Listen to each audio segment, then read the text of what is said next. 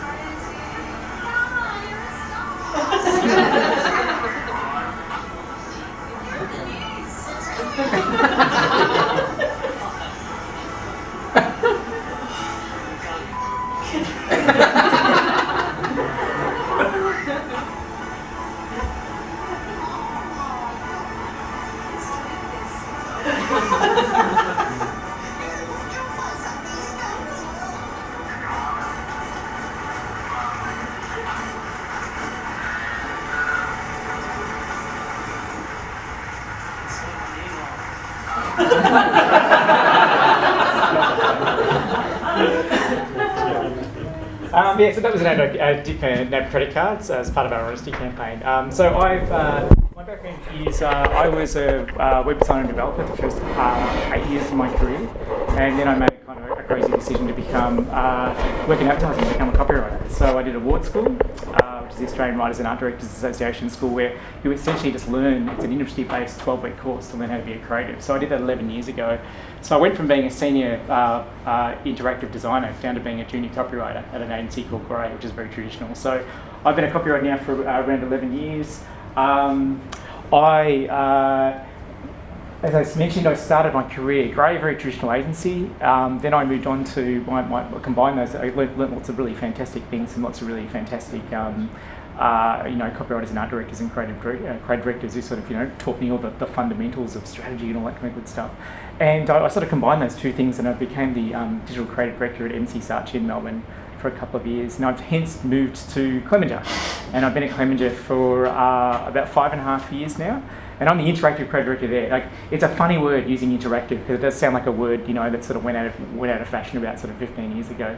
But I guess we like to use the word interactive because it sort of encompasses digital and social media and all those kind of areas. And it's all about, we sort of count what we're doing with how we're interacting with people. And that's kind of, I guess, a philosophic thing of how we sort of, it's a piece of language that kind of works, I guess, with the intent of what we're trying to do with some of the work we're doing. As you can see, that's a TV or a piece of web content that we kind of created. And even when I'm doing TV, it's kind of got this weird internet-like interactive thing where people are doing stuff and stuff's kind of reacting to it. So that's a large part of some of the work I do. But I'm not going to really talk about the work that I do at Clemenger or anything like that today. I'm going to do a talk that I've created. So I'll just get this up. Find that my mouse is gone.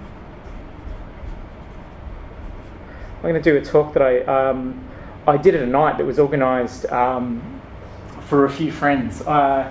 and people in advertising and a few different artists and a few different people from all these different kind of areas and industries. This is a really quite a general talk. It's about my experiences at South by Southwest Interactive earlier this year.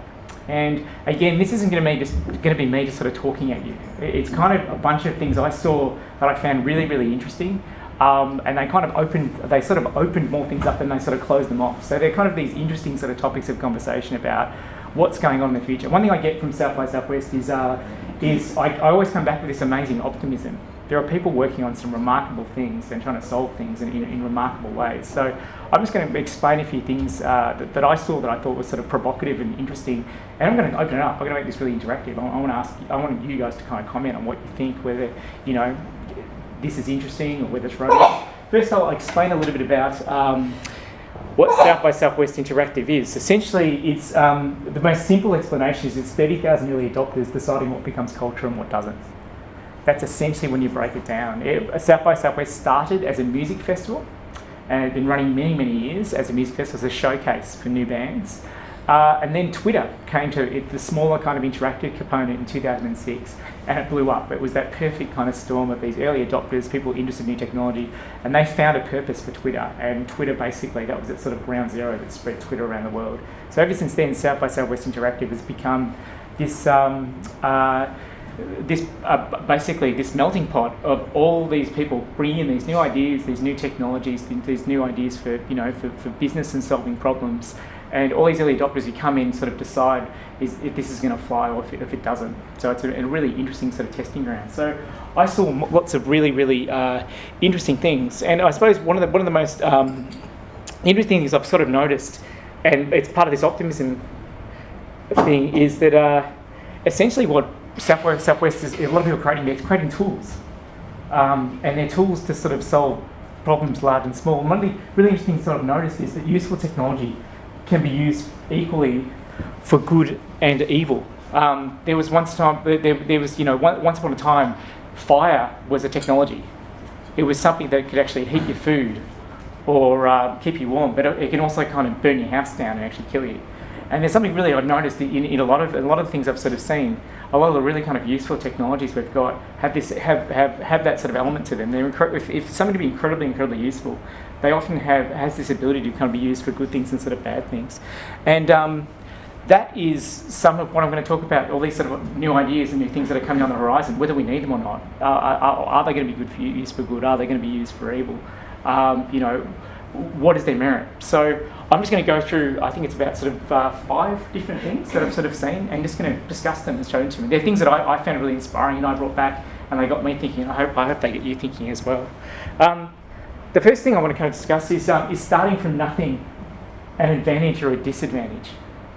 So where this sort of comes from is, most innovations are built on top of what came before.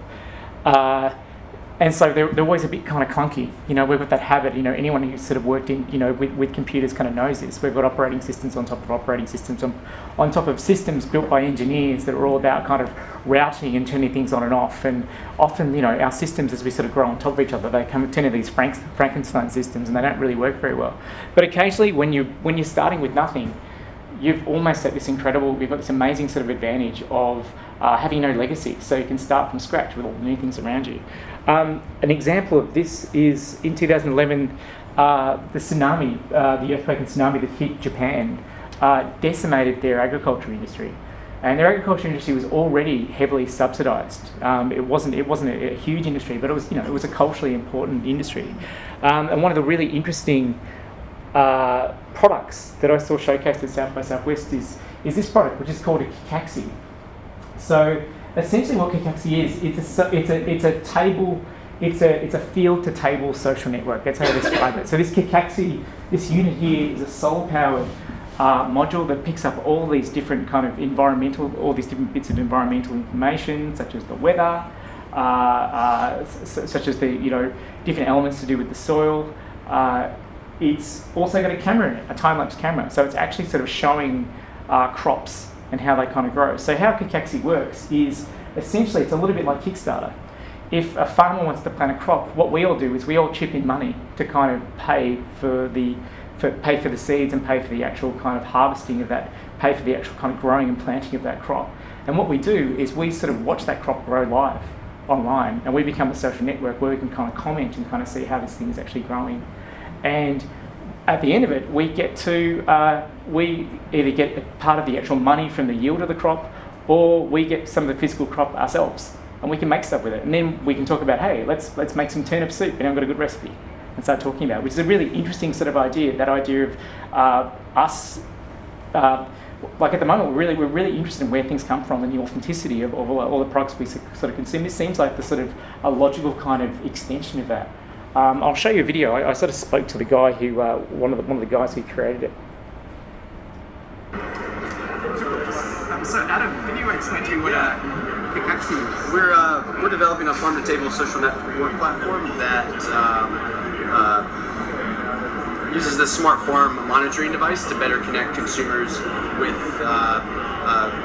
producers and the story behind their food. So basically the device itself will record key data points such as day length, temperature, humidity, sensors to record soil vitals and wind gradient, and a time-lapse camera to record the growth, because oftentimes when you buy food at a farmer's market or at a grocery store, that sort of story behind production is lost in harvest. So we want to be able to sort of enter a new level of food transparency that is both empowering to the farmer as well as the consumer. It's solar powered? Solar powered. Fantastic. Yep. And that's some examples that we're working as well. So these examples are sort of right. This is a Kickstarter video that we've just launched.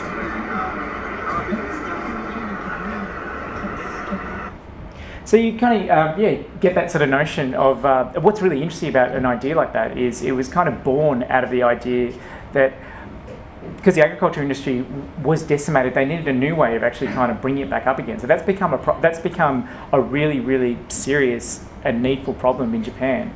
And it wasn't just this guy. There was a really interesting sort of area which were just Japanese innovators who were at South by Southwest, and that was a consistent kind of problem they were solving, was how can we kind of reinvigorate the local agriculture.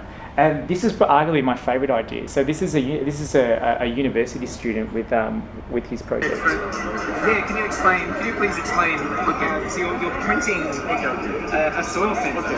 Yeah. I'm SxSW member, and this is our product for SxSW. This is a soil moisture sensor for agriculture. This sensor is very cheap because it's just made by paper like this. So this is normal paper, and this is normal home using jet printer. And you can print the electric circuit on this paper like this. So this is the electric circuit. Yeah. And you can use this for a sensor, so it's good. This kind of sensor is very, very cheap. Yes, because you're saying it would only $200 to... Yeah, so we think that our problem of the farmer is they can't buy enough many sensors because this kind of conventional sensor is very expensive, more than $200. Yes. So we want to make very cheap sensors and distribute to farmer. And farmer can control the irrigation more smart, so we want to make very cheap sensors. Amazing. Thank you so much. Thank you very much. I love the way it looks like a leaf. It looks, it's amazing. It's beautiful. Absolutely, it's an amazing piece of kit. Well, what's probably missing from that explanation is the other remarkable innovation that's making this possible is conductive ink. So previously in Japan, I think it's actually more. I think it's actually commercially available in Japan at the moment. You can buy conductive ink, so you can buy ink that can essentially print circuit boards out of your crappy, annoying Canon inkjet printer you have at home that you rarely use and it gets you angry. So that's the first part of the innovation, I guess. And the second part is the fact that they've done this with it. So if you look this up, it's called the Scent Sprout. What it does is essentially, its main sort of purpose is to work out the amount of water a crop needs, which is an incredibly useful thing because some 80% of kind of water used in irrigation is wasteful. There's sort of an overuse of it. So this is a method to kind of work out where water would actually be more usefully kind of distributed around a crop. And as he's saying, this uses incredibly simple off-the-shelf, go downstairs, buy it from Dick Smith componentry, and these printable kind of circuits, which whether you print 10 or whether you print 1,000, it's negligible. The cost is pretty much the same. It's cents. It's not hundreds of dollars. So suddenly he's created a system, a network kind of system, and some software that picks it up that allows for this kind of thing, for this monitoring of our kind of soil and our agriculture to be possible. And again, this is a university project, so it's not a commercially available product as yet, but incredibly inspiring that someone's kind of worked on that. And I guess what's interesting is, I guess it brings up the argument, is starting from nothing an advantage or a disadvantage?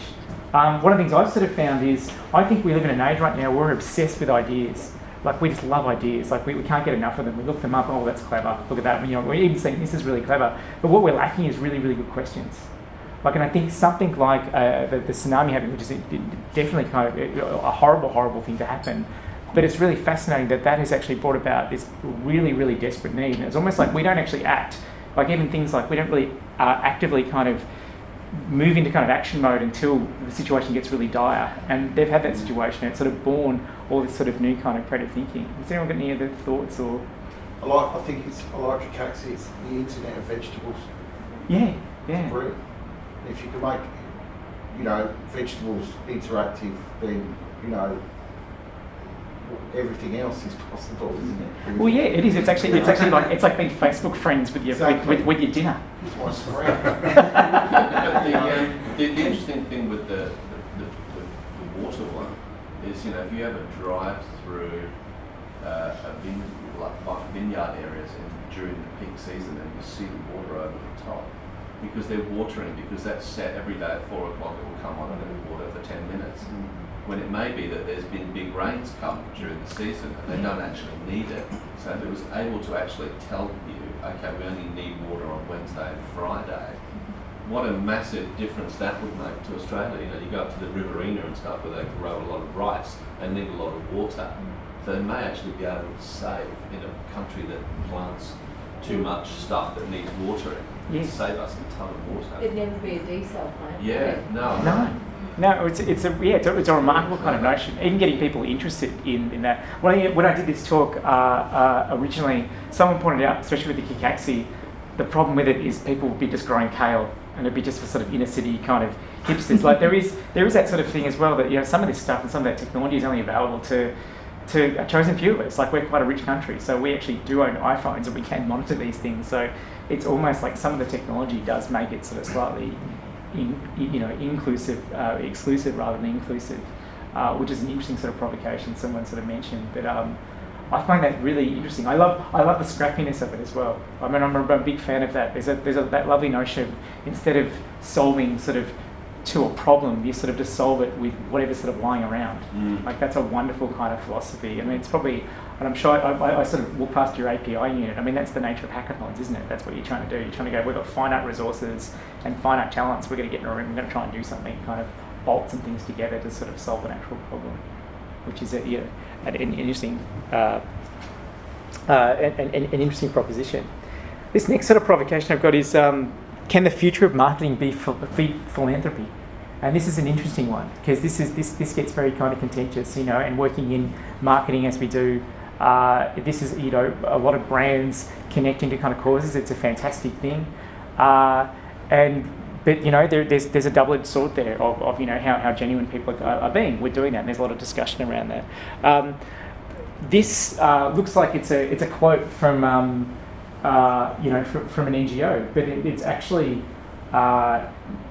basically a superannuation company. So this is a company called Honest Dollar.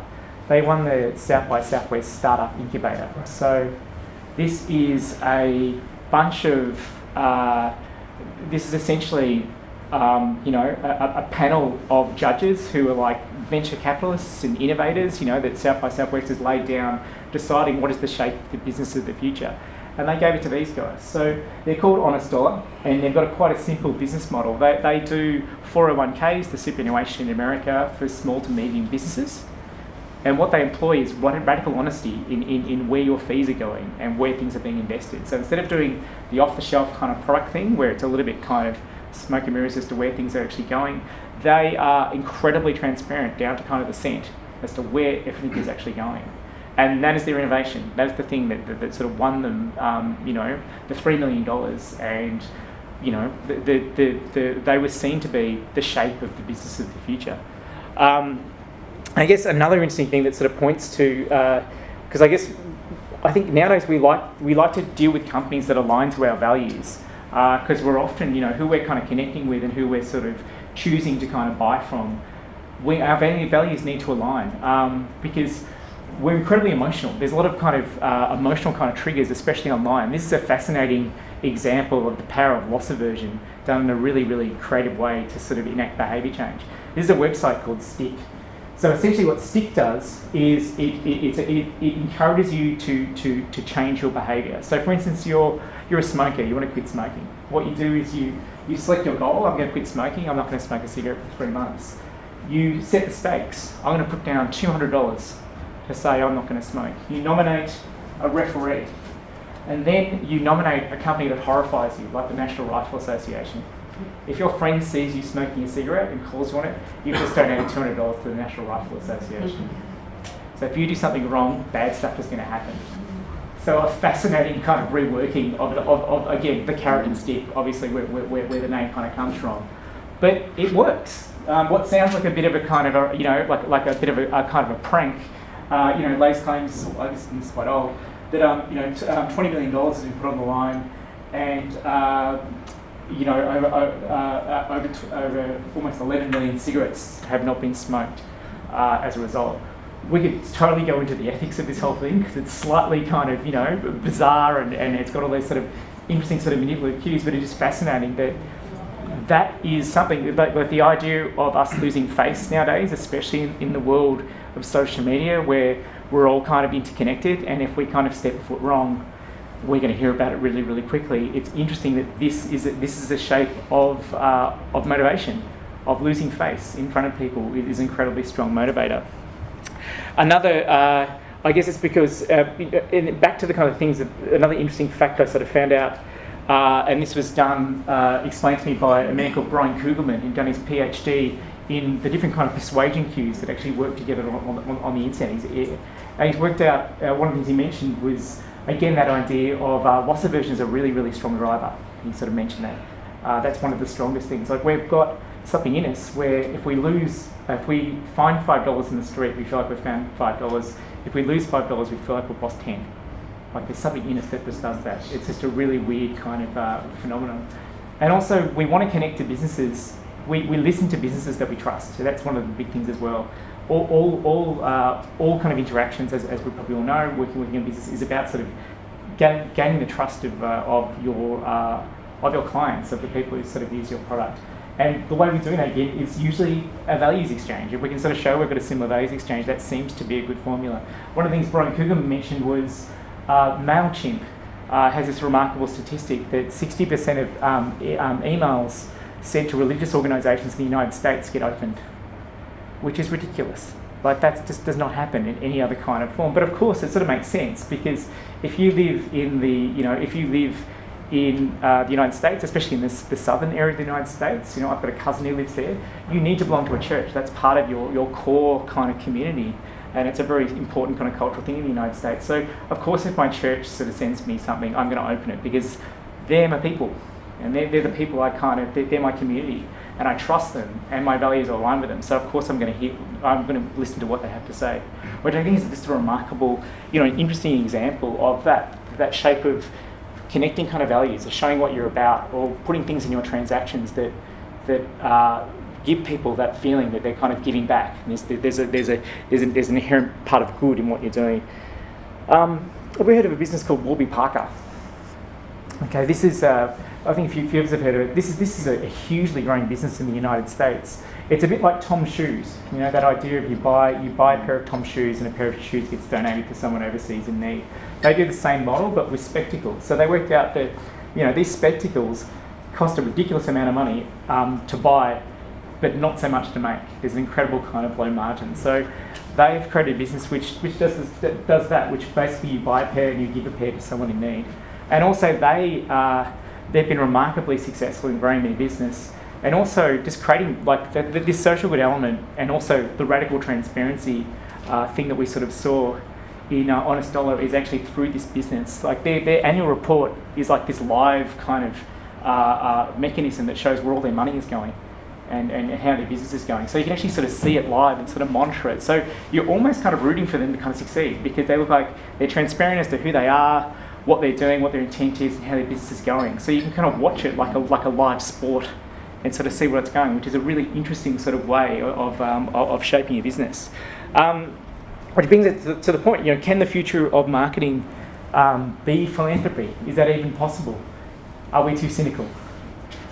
Is it too hard to come and connect commerce and... I think it's truly dependent on whether the Earth can be sustainable with the population. So the fundamental answer to that question is if there's too many people living on the resources on Earth, then no. No, definitely. Yeah. Well, it's true. It's a tricky thing, isn't it? Because we're trying to work out, like, one of the things I sort of notice is there are so many kind of social good causes that businesses are sort of aligning to, but they're not sort of following through.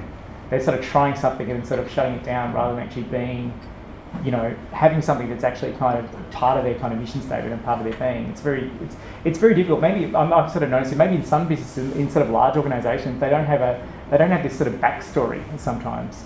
So they're kind of creating this. Sometimes they're creating this, aligning to sort of something to kind of give themselves a meaning. And it's difficult to sort of, in our cynical kind of world, to see whether marketing can actually, or a business that's a commercial business can actually align to that. I think with the social enterprise, where you've got business structure and an enterprise and something that and with philanthropy built in, baked in, so that Warby Parker thing with the glasses it's ethical consumerism in that you're buying something so you're getting what you need. Yeah. You feel even better about the purchase because you're doing something. I can't remember the name. They're in a coffee shop in town. And they basically, every coffee you buy goes, a portion of that purchase goes to fund a training program for homeless kids to become baristas, and the turnaround time's like 3 weeks to train a barista, so you're actually earning. So it's actually a brilliant thing, but it's just finding those opportunities to align. It's true, isn't it? And it needs to be almost, I guess it's really true because you can see that. It's so specific, isn't it? I think that's what appeals to it. But it's that problem solving and a small thing. I think I take Steve's point about, yes, the planet is, there's scales of problems, but, if you can look after your neighbourhood and make your society and your local, tend your garden, look after the people around you, and, keep it small. Well, that seems to be the thing, doesn't it? Keeping it really, really small and keeping it kind of local and around you, so it's visible. You can visibly see what you're doing. That seems to be.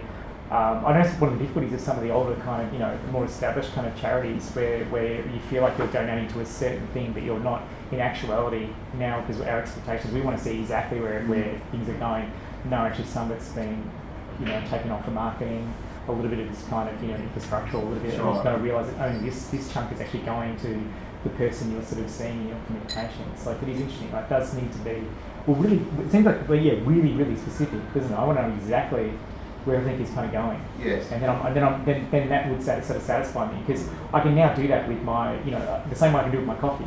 I want to know it's coming from a single origin source, or that it's kind of going to a certain good in every exchange I've got. So I'm not just buying something for myself, I'm connecting to sort of something else perhaps. The interesting thing is though, when you read it, the question for me is that a lot of big faceless corporates and banks and stuff, that is their marketing, paying for the seats, like Deutsche Bank and Swiss Bank, and paying for art exhibitions. That's their idea of marketing.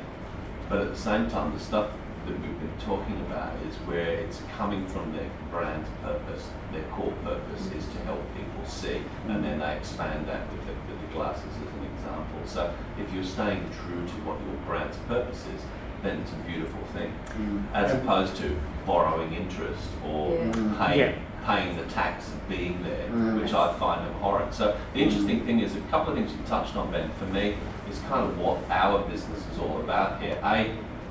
We can't start from scratch, but the people that disrupted us did, so it's easy for them to do shit Whereas for us, we've got to drag this fucking giant dinosaur that's been around forever. It's really hard and it's really tough.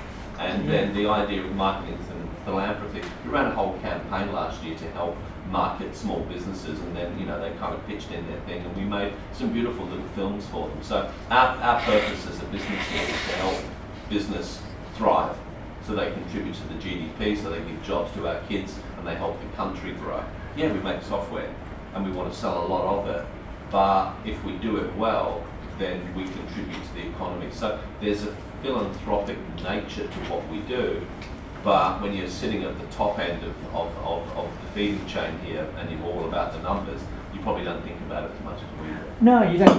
That's an important shape, isn't it? You're going to be giving back to the thing you're servicing. So it's a virtuous circle, isn't it? Like if it's working really well, it sort of becomes that that sort of cycle which sort of sustains everybody, and in a way that we all can be happy with and talk about it. It sort of goes back to your first point too, starting from nothing as well. Companies like Todd's and Warby Parker, that it's built into their DNA now. But Absolutely. if the Specsavers were to do the same thing, we'd probably go, I'm a bit skeptical about that. Well, that's it. You've tried to get me with your kind of your Unless they 2 did for it ones. first.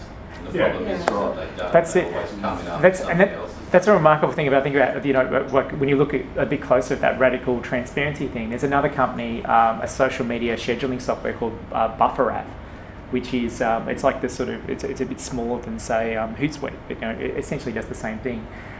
They do the same thing with their radical transparency. All salaries of all their employees are published online on their website, and that's part of the DNA of their company. Is we're 100% transparent as to what money is coming in and what money is going out. What's interesting, if everyone started doing that, that just would not kind of work as an angle. It would something sort of at the moment maybe there's something in that right now that is incredibly so revolutionary, it almost seems insane. But it has this sort of lovely, it's almost like a vulnerability or something. I don't know what it is. It's like I'm being so vulnerable by showing what I'm doing. I'm almost indestructible because you can't have a go at me because I'm just here I am. Here's all my sort of stuff. I'm really really clean. So you cannot kind of call me on not being that company that's actually trying to change things, because I'm fundamentally kind of sticking my neck out and actually doing it. There's nowhere to hide in the 21st century. Yeah, and there's nowhere to hide. It's embracing that to kind of a ridiculous degree, and it's not realistic for any of us to kind of do that, because suddenly you've got if things aren't going so well, you've got shareholders, you've got all these sort of other real realities of kind of business. But to disrupt us to the point where I think your question should be, can the future of marketing be transparency? Yes. So embracing that as potentially one of the solutions. No, absolutely. That's a very good point. I was just going to make a past comment. I just think with larger corporations, it's really hard to move in a different direction, because gaining that authenticity is really, really hard. And it's not only that, you've got so many different mistresses. Oh yeah. But I worked at Origin Energy. We were the #1 green energy retailer. All that had to happen was carbon tax got passed, and all of a sudden we lost our point of differentiation. So Yes. it's really hard, and being authentic. Like we owned that space, and then all of a sudden we didn't want to own it anymore because we didn't really see the value in it. Yeah, So which is all of a sudden really- you've lost your It's authenticity. really not genuine, is it? No, No, it's no. not genuine, and it's probably, I really see that struggle between, we support small businesses, but we also want their money. So Yes. it's just and the same thing. How can an energy retailer actually own environmental? Well, that Because was it's not always, environmental. as an ex-Origin And- person as well, I always had the issue of you just needed to scroll below the fold of the website to see all the mines that they were kind of That's giving right. to kind of And make how do normal you- energy. And how do you tell your retailers to use less electricity when really we want you to use more? Well, that's it as well. And also, if you are kind of trying to help in some way, if something, like you just said, if everyone starts doing that, you're going to have to change what you're doing over the year, and you've lost all the equity. Yeah. And So And then from a at the same startup, it makes sense to own it, Yeah, and then sure. we can breathe it, but it's hard. But then what happens is along comes Mr. Tesla, who says, fuck that electricity shit. Let's just build this giant battery that you can bolt on the side of your house. And you can quite literally go off the grid, or we'll create an entirely new grid with all the houses, and nobody sees that coming. It all And that's- depends on and the that's what makes foundations it of the hard. company though, right? So if MYB decided to shift and start changing the type of people they employed, and it came potentially from the top down, and it became the foundations of what we were doing, and we all believed in it, then I don't see a problem with shifting it. It happened in a company back home. No, you're spot on. It can happen, but you Yeah. have to have buy-in from Yeah. everyone. Which and it has to- thinks it has can't be done, tokenism. and it has done to a certain extent, but not as much as maybe some of those people think. But it's still not like one of the values. It's like every time I go for get someone in for an interview, I don't think, do they care about small businesses, or actually do they live to these values, which are the companies? Really? Okay. But that's what I mean. There's a difference already. Yeah. Come on, let's start a revolution. Brilliant. And by the way, we can give you a month free trial on the product while you're here. Yeah. Fantastic. This is the next kind of thought, which is, would we all benefit if we saw our competition as our community? And I guess this is a thought, I guess, was inspired, and I'm going to talk about this guy in a couple of ways. This goes back to the kind of the good and evil kind of comment about, tools being used for equal parts good and evil.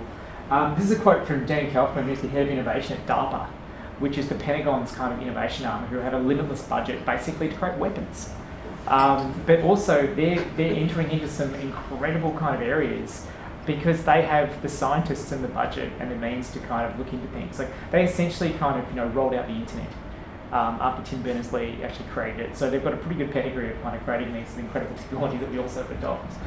So Dan, this is one of the things that Dan Kaufman was talking about. One of the projects they're working on is the fact that because we're all working in silos on various kind of problems, so we're not bringing them together. We're not solving problems as efficiently as we could. Now, you sort of made this comment, which is the cure of cancer is sitting in 50 different research papers. We just haven't put them together yet.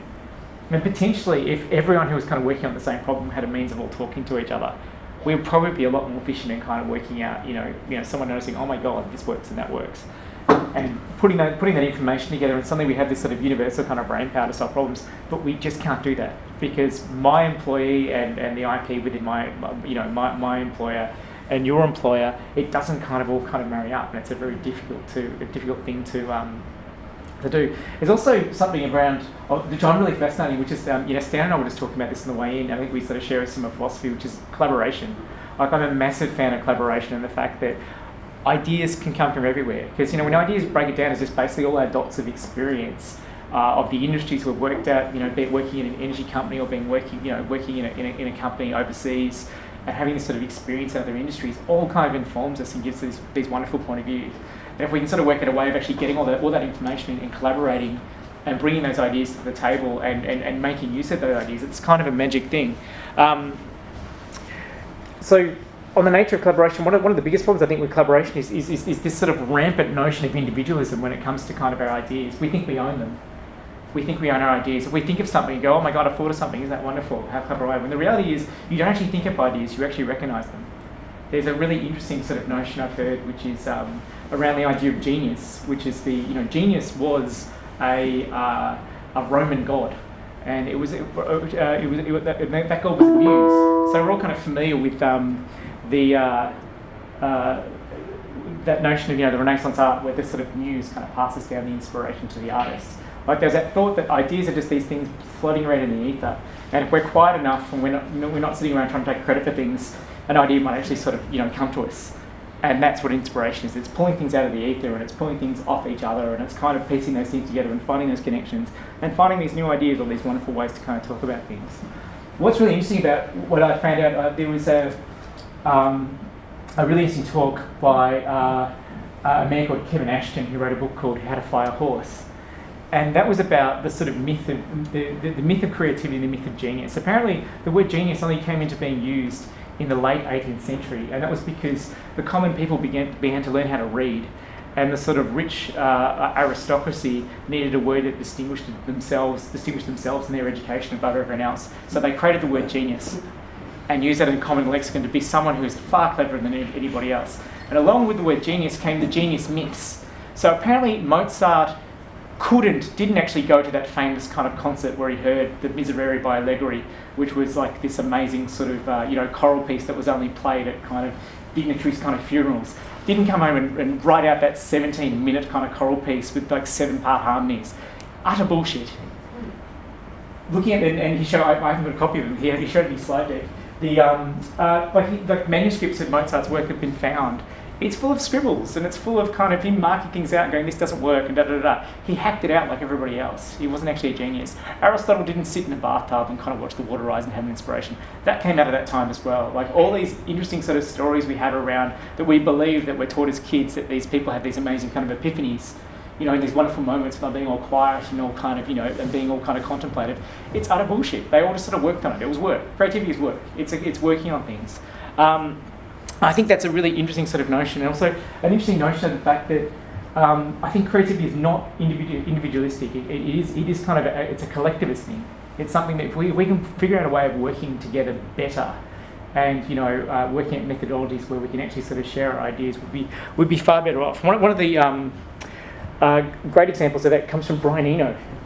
So Brian Eno has this notion of the seniors. He uses music as an example. So Brian Eno had this idea that the genius is the genius of the scene. It's all a bit kind of, the late 70s, early 80s kind of punk rock in his sort of estimation of it. But that idea of the genius is the genius of the scene. So he used that example of bands, for instance, like punk rock bands and hip hop bands are a great example of that.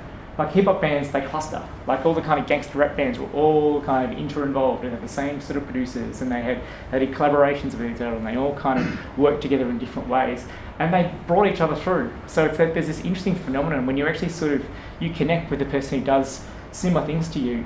Odds on that your customer who likes your stuff is going to like their stuff as well, and you're going to help each other by being connected to each other. There's this assumption, I think, that's sort of wrong, that we love brands to a point where it gets a little bit kind of, that we sort of that we assume that you either drink Coke or you drink Pepsi, when the reality is, if you like cola, you're probably drinking both.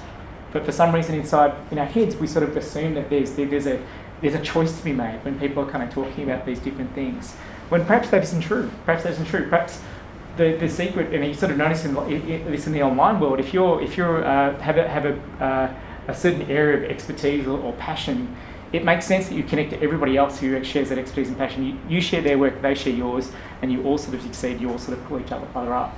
I sort of wonder if that's kind of possible. Like, could we collaborate with businesses which are a direct competition to kind of, again, trying to lift the kind of standard of the industry or kind of create something?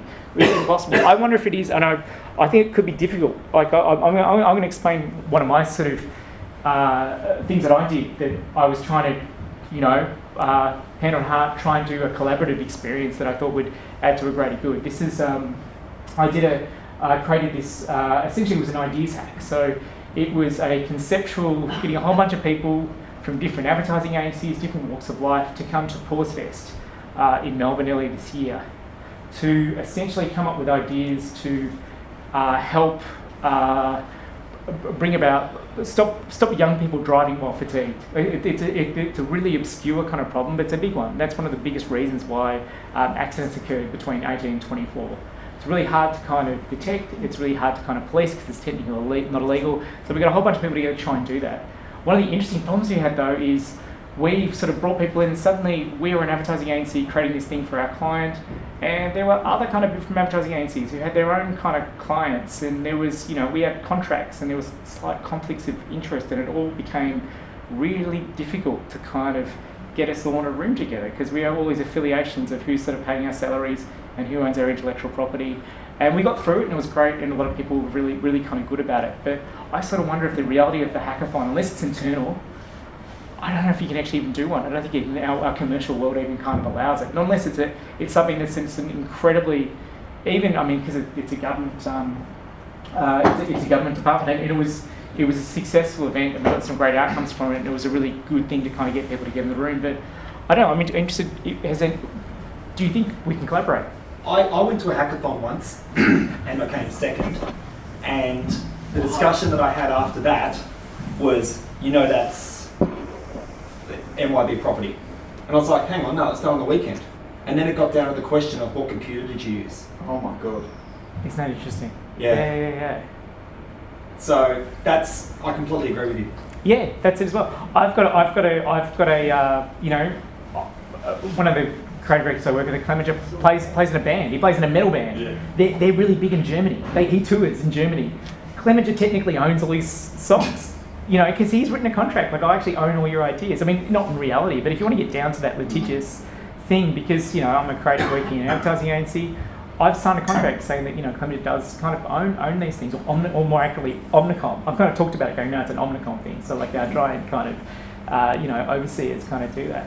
But it is really interesting. Like, can we actually kind of share stuff? Like, what needs to happen? There was, coming back to your example about the cure for cancer, it was a parallel, and I've spoken to senior people working in medicine and say, cures are all out there, but they said the legal profession prevent cures actually coming to market because everyone's trying to defend their own patch, okay, in the market.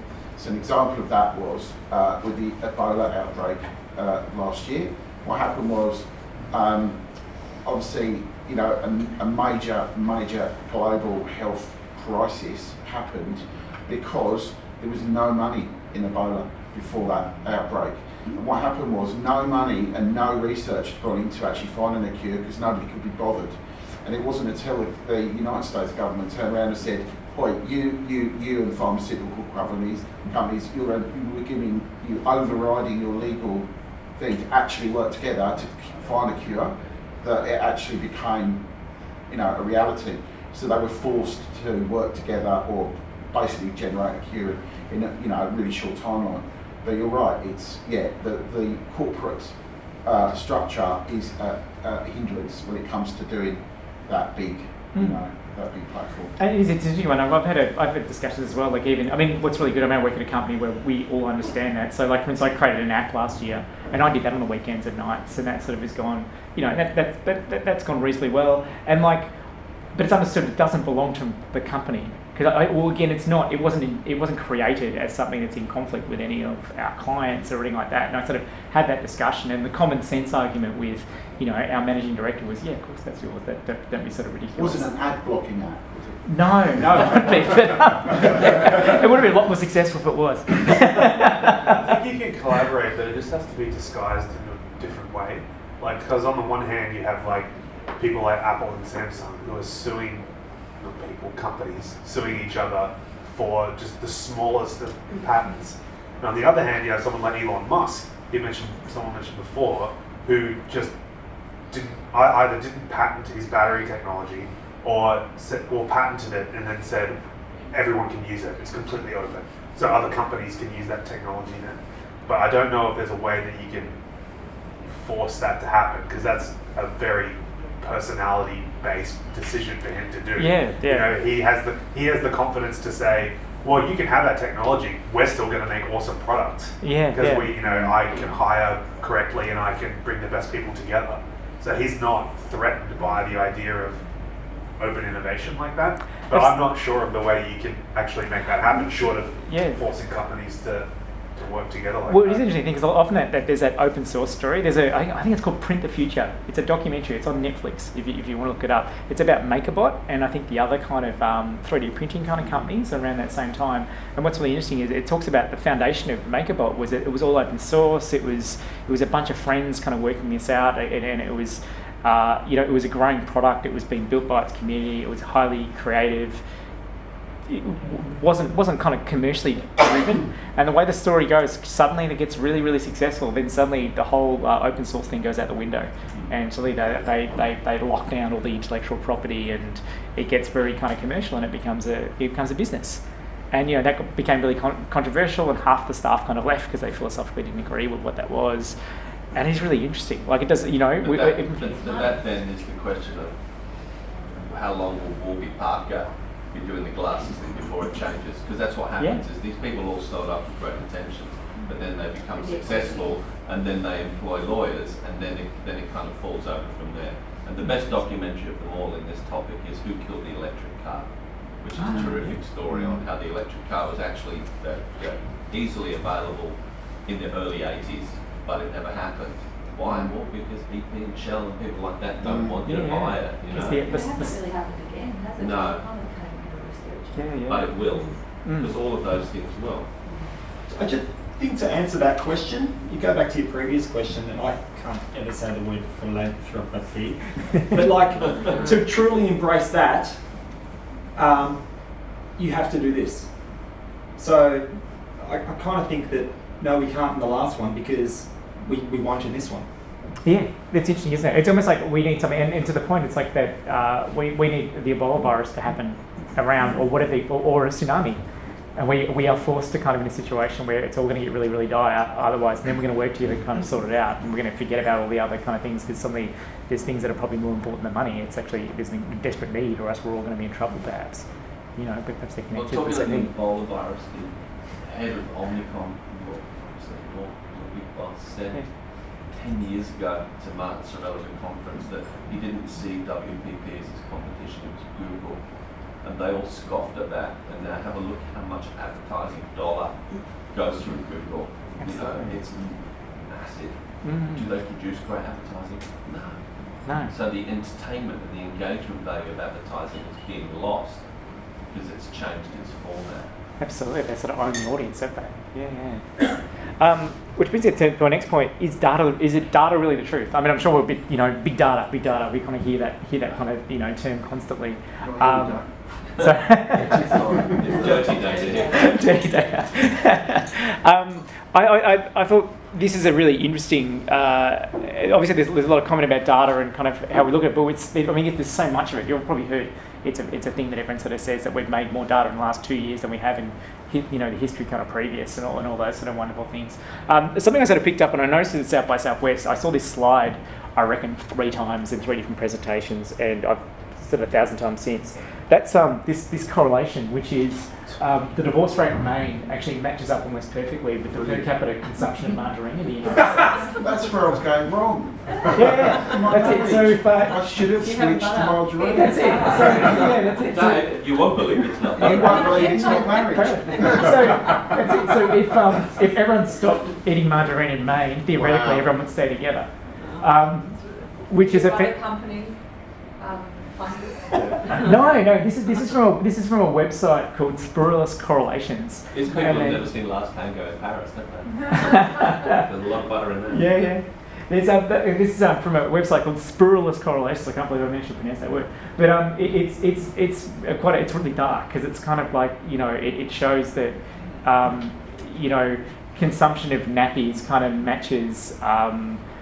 The amounts of executions in Texas. There's all these incredibly kind of bizarre kind of correlations that this guy has actually sort of put together that actually almost completely map. They kind of map the same sort of theory. And I guess there's that theory we can't figure out what is the signal and the noise at the moment, like working out what's actually going on in data.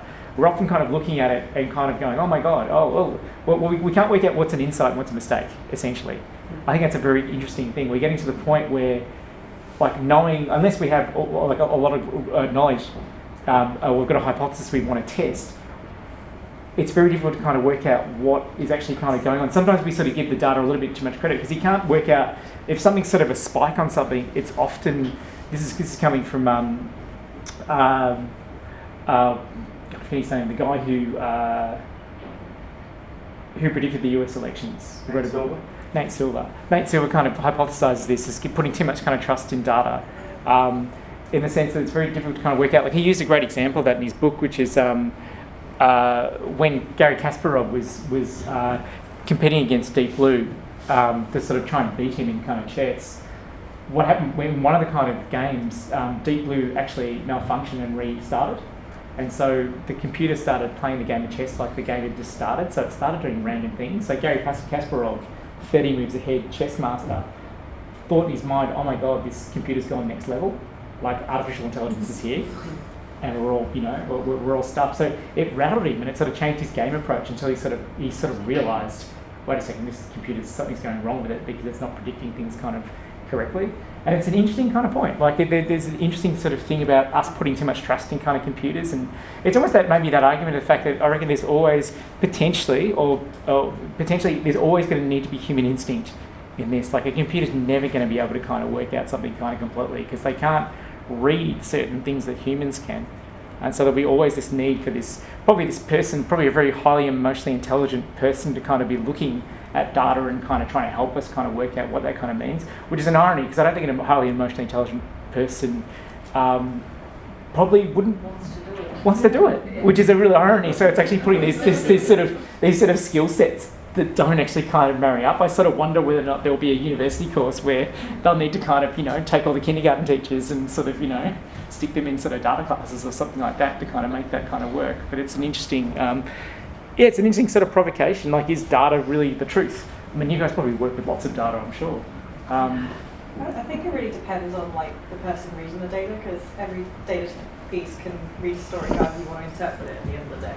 Yeah. So it comes down to the morals of the individual to a certain extent. But then also it's like you talk data in terms of numerical sense here, when you can add the qualitative layer on top and get the validation as well. So I think it has its place, but most probably it isn't a standalone. No, it's almost that kind of thing. I mean, maybe it's part of it, but there's always going to be that 25% chaos in kind of everything, isn't there? Like, you just don't know. Like, it's like maybe things aren't that sort of predictable, and our hope that it will be, I don't know, it might not be kind of worth looking. I think it can be. Like, if you start doing behavioural data reading and things, the results are pretty strong out there that show that it does work, but it's not going to work for every individual. So as long as you're happy to capture a plot, and even with the data we use in-house, in my area, it's 90% confidence at the end of the day, because there's only so much you can capture. Yeah. It's always a risk. Yeah, absolutely. I think your idea of teaching the kindergarten teachers about the data is excellent, because they're the best people. They've got their group of 4-year-olds who they tell it how they see it, they're not overlaid with biases, and they're really freaking smart most of the time. Yeah, absolutely. So they're probably the best people. Well, they've got that sensitivity. Like, I think that's not discounted. There are people who can just read stuff, Like, I've seen that in people. They've got an amazing, and they're educators, and they're people who can read people really, really well and kind of understand what those little they can walk into a room and kind of work out what's going on and how people are feeling just through little minor kind of triggers. It's almost it is interesting, because those people are probably more valuable in some way. Because I think there's a lot of this stuff.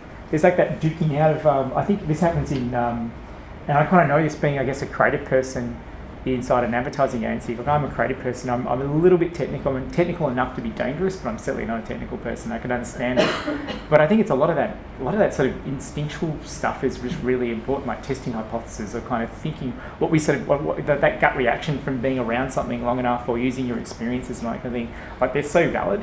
I sort of worry we'll get to a point where that instinctual stuff, the data is there to kind of test it, but that instinctual stuff could get lost with just trying to carve things off as kind of data. Like, I think all that kind of hypothetical, like all the wonderful kind of innovations we have don't come out of data, they come out of just people chatting and collaborating and kind of coming up with ideas and sort of testing them. So I sort of find that it's an interesting thing.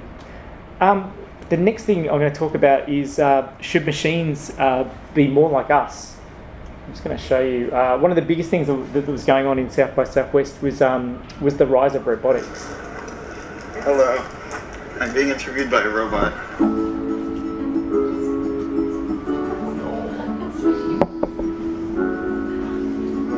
I'm going to ask you some questions. Who do you love most in the world? My mom. I love my mom. My wife. What will people remember you for? A little bit crazy, freaky, generous, small. Tell me something that you've never told a stranger before. I'm not really Chinese.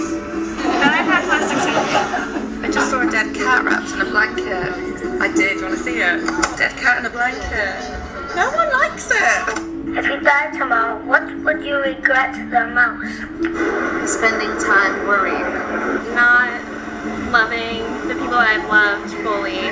What does regret mean? Not taking advantage of the college scholarship that I got. What is art?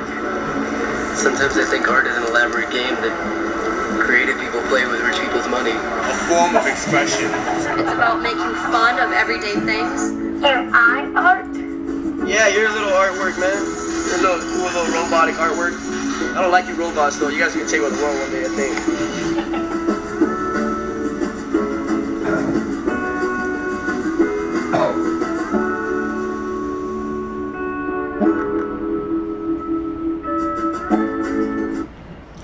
like that's a really interesting sort of, there was an area in South by Southwest which was called the robot petting zoo, and that was one of the kind of robots they had, and then various others.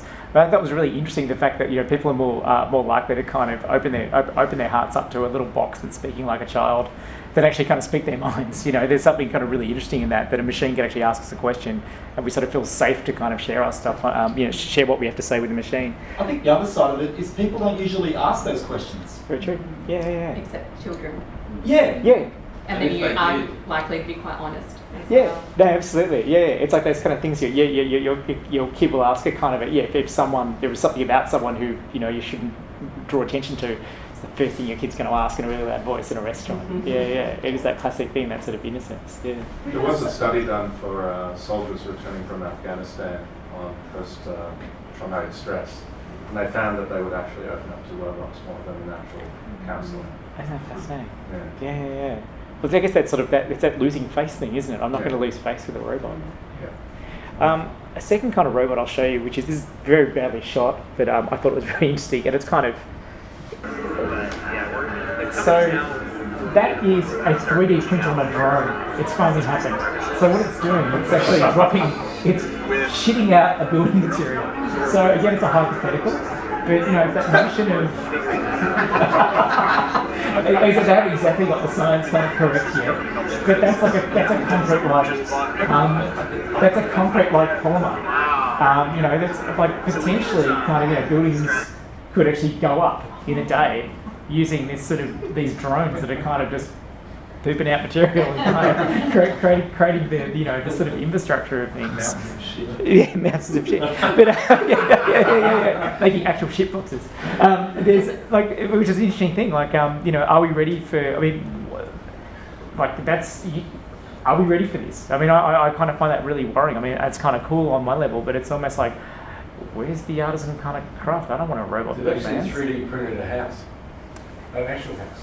They 3D printed the panels? They could do it now in China. Yeah. Printing a house in China in the dark. Someone starts to put it together then, maybe. Yeah, they pull the slab. The best thing about it is it's made out of a very high component of recycled plastic. So they use that thing, but it's actually, I've seen it printed and it's beautifully done actually, because all the walls this thick with air expansion gaps all the way through it.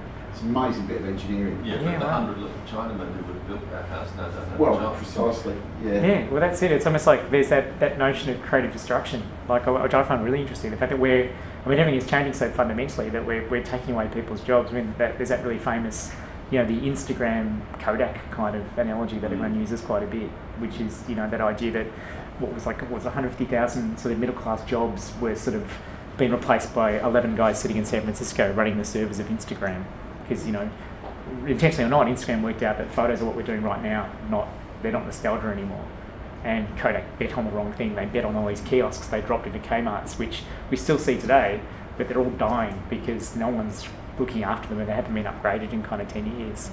And that's gone, like that whole industry and that whole... I think there was something even on the internet recently that they'd invented the digital camera. They invented the digital camera. I was going to say, they lost in the entire bigger field. They had digital camera in 1978. Yeah. Albeit like a big clunky thing, but it was the digital camera. Because I remember probably reading a similar article, and they're sort of saying, like, they looked at it and went, yeah, if we kind of bring that out, that means people won't be buying film, that means all the people in the lab they won't have a job, we won't be able to kind of, which is an interesting thing, like maybe that's, that lack of efficiency and sort of human care on top of stuff is important, because what are we going to do, how are we going to make a living? Yeah, there was another example of that. There was Jaguar in the 90s threatened to bring out a sealed car. So basically, for the life of the vehicle, you never raise the bonnet, and all there was 3 ports. One to put the oil in, one to put the water in, one to put the petrol in, and a removable battery. And then they realised, well, that would be taking away millions of mechanics' jobs overnight. And the whole thing was, they shit canned it. Not to mention parts of services. Parts of services. Yeah. Yeah, that's fascinating. Oh, that's interesting. And the guy who sort of, we looks at it and go, that's going to cost you, $2,000 to replace that. It was ceramic engines they were using, so it was what could operate longer at higher temperatures. Yeah, which is, that brings us to that kind of point of, are we ready for this. I mean, that's a really dangerous thing. What happens to kind of people who, once we sort of take away all these sort of jobs that sort of work within the system, like what happens? What do people do for a living? You know, how do people? I've already answered that question though. We're like my mum would be sat in this room petrified. Like we're asking the question that she's asked and lived through. Like we've already gone through so many enhancements, and the world adapts, and that's how we will continue to run. If again, it's the economy and down to the individual, right? So if they choose to change, they do. Otherwise, they won't survive. But then the top come out and life goes on. Yeah. It's pretty selfish looking things. Maybe not though, because like if you look at what happened with Woolworths this week, so I don't know who it is, but he's come over from New Zealand and is now running operations at Woolworths. And I was reading an article where he said that he was horrified to go into the Woolworths stores because there were gigantic queues in all of the stores because they were reducing hours and they were just relying on the self-serve kiosks. And one of the first things he's going to do is ordered all the stores to improve their hours and put more staff on because they can't do everything. Yeah. So maybe there's always just going to be a human element. Well, it's sort of interesting. I mean, going back to the supermarket thing, like one of my favourite, where I do myself and my wife go shopping, we do our shopping at La Mana in Essendon Fields, which is just near Essendon, which everyone's experienced. That is amazing. It is like the best supermarket ever because it's a family business. It used to be, it still is, in Sydney Road in Brunswick, but they've just kind of created a supermarket. So it's a family business where everyone seems to want to be there. They actually are there. Their food is really good. It's really kind of considered. They've like done that sort of, if we wanted to create a supermarket that's kind of really great right now, what we do. Like you go there at Christmas time, everyone is singing Christmas carols. It's the most remarkable thing. Like people are actually not in a I'm being forced at gunpoint and I'm in an office space. Where's your flair kind of way. It's actually because it's actually a funny place. They had a guy. It's an old Italian family business. They had a guy doing a Dean Martin kind of routine, like singing kind of Christmas carols, and everyone thought that was hilarious. So everyone started singing. The whole shop started singing. This massive supermarket started singing. Like I've never seen that before in a supermarket, but I thought it's just because the people, like there was actually this interesting, it had a culture. Like the supermarket has a culture and people are generally kind of friendly and people care about their lot and what they're kind of doing. It's almost like, it's a little bit like, not as sophisticated, but it's a little bit, everyone's seen Whole Foods in the United States. I think it's the closest thing I've seen in Australia to something like that. So it's quite considered. It's kind of interesting how they can do it. But I think the major thing I've noticed is the culture. Like if you work at Woolworths or at a large kind of company, sometimes you just feel like a little bit, you're a casual employee and you're kind of told so. And I don't know. I think it's about segmentation though. If you're a segment where you're probably happy to pay a bit more to get a bit more in terms of the shopping environment. Yeah, Whereas definitely. there's probably a whole other segment that just doesn't care about that and they want the cheapest. It's the growth value. Yeah, totally. It's true. Or they shop online. That's it. There's like that kind of, who that referred to as there's the satisfiers and the maximizers. Like there's the satisfier who just wants the kind of, I just want it quick and easy and sort of simple. And then there's the maximizer who, no, I want the best of the best. I want this to be authentic. I want to know where, and we're kind of either one or the other. But it seems like more of us are probably satisfiers in this world because like time is such a commodity. We just want it quickly, want it cheaply. We don't have to pay too much, but we want to move on. And I think I was sort of, I like this is slightly. I'm not too sure. I always like this sort of provocation. This is around sort of artificial intelligence. I mean, I read a little bit of this because I find it really sort of fascinating. The fact that Elon Musk, Stephen Hawking, and Bill Gates are actually terrified of artificial intelligence, and the fact that so much is being invested in it. I think Google is investing in it. We don't know what's going on behind sort of closed doors. It's a bit of a worry. But I sort of wonder, back to that kind of humanity thing, I don't think machines will ever really be able to kind of do exactly what people do, because we haven't really figured out ourselves. My wife is a psychology academic, and she even talks about it slightly, it's such a nebulous thing, like the theories of how we even kind of work sort of change kind of in varying kind of ways, and different kind of theories sort of change constantly. Also, my other theory is these guys are these incredibly technical kind of men who think probably in a very different way than most of us, to the point where they would probably be on a little bit on the autism sort of spectrum. So seeing something as being something that's quite kind of mechanical and sort of, when you sort of think like that, of course you'd think that a machine can kind of replace that kind of systematic kind of thinking, whereas that sort of other kind of emotional kind of patch, I sort of wonder, is that even kind of possible? Look at music, for instance.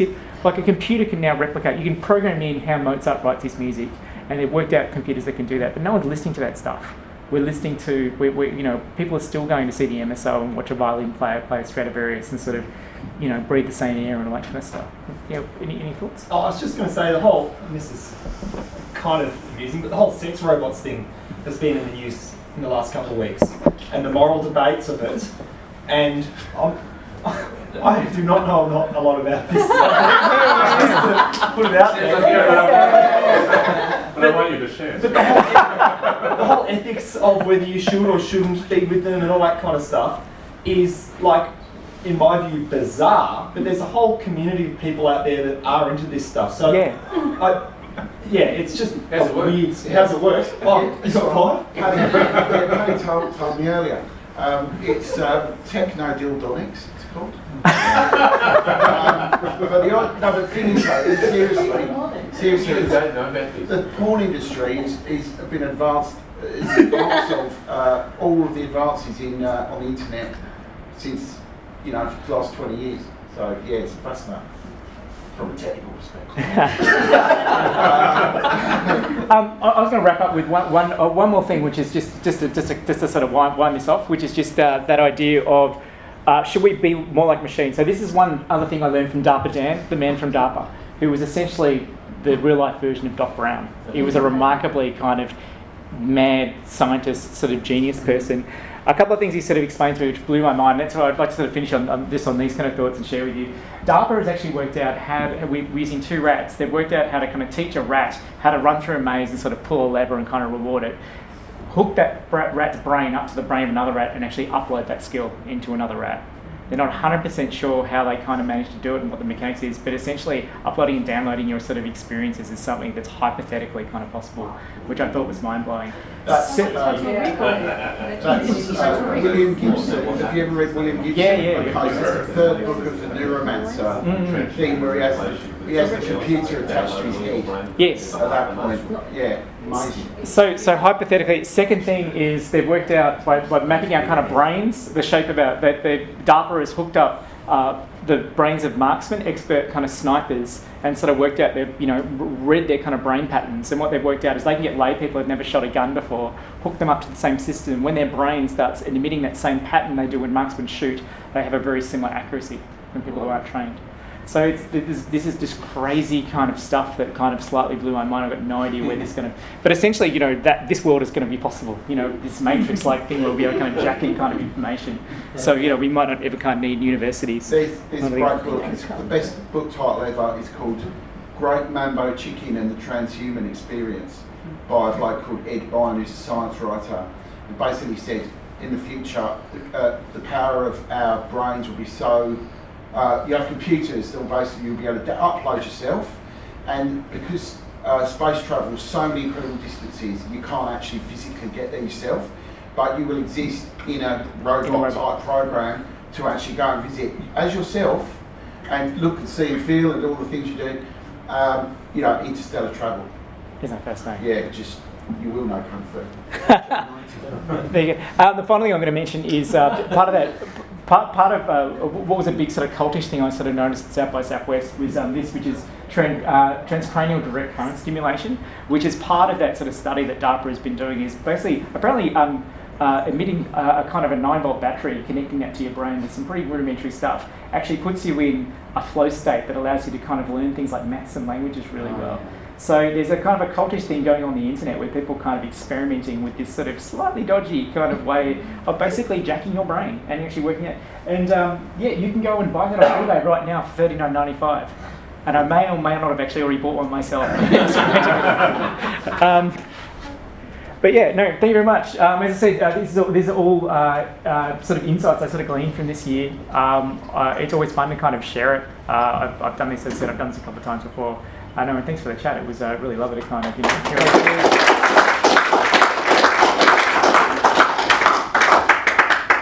A couple of minutes left. Anyone got questions for Ben? I think we asked a lot of questions. Problem is I have no answers, so I just have things. No? All right. Really appreciate it, mate. Thank you. No, thanks, Sam. That little brain stimulator for the ladies in the room, has anyone used a TENS machine when they have their babies? No. Good shit. It's the same thing. It's the same thing. Just makes you tingle, and then you're supposed to think that it's going to relieve the pain, but it doesn't. But because you're having it fed into you, you think it will. Then all of a sudden, it doesn't work. So yeah, if it doesn't work, you can sell it. You can sell it to your local antenatal clinic for someone for $10. There you go. Very good. Thanks, everyone. Thank you.